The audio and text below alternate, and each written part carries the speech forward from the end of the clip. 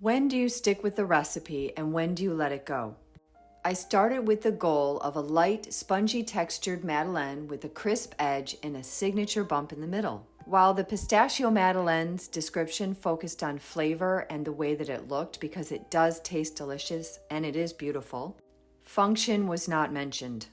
In retesting, I focused on scaling accurately and following all of the method instructions to get it right. Most of the questions I had the first time around, I am noticing this second time, and I'm questioning why aren't the egg whites more stabilized.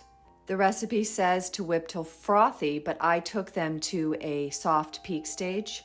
And in the short amount of time it took me to double check the melted butter and to load my pastry bag into a deli cup, the meringue released a significant amount of water.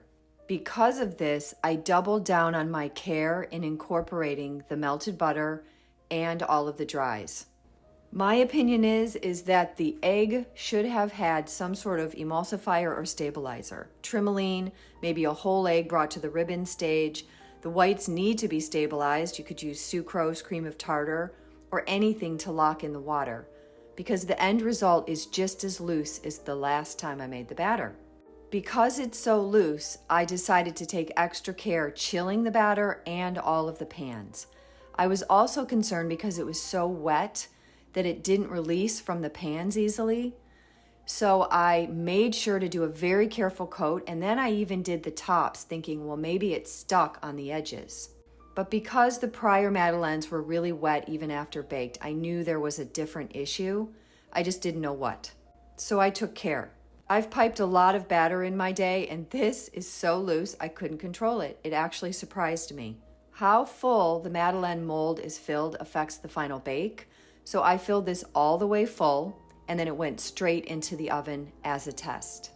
The second batch I filled 3/4 of a way full, and I put it straight into the refrigerator.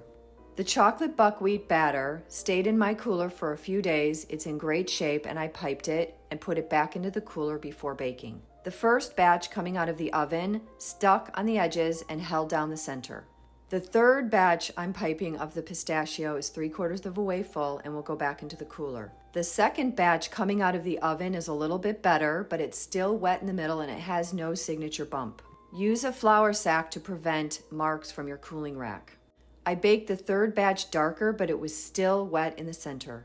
The chocolate buckwheat are cooked all the way through. They're really delicious, but they have no signature bump. This is where I let the pistachio recipe go. The buckwheat chocolate is something I will work on. I would love to have a convection oven. That would give me better results, but I can definitely raise the oven by 25 degrees, stabilize the egg whites, and use all best practices for madeleines. Learning to let go of a recipe that isn't working is a skill in and of itself, and I am letting this pistachio recipe go.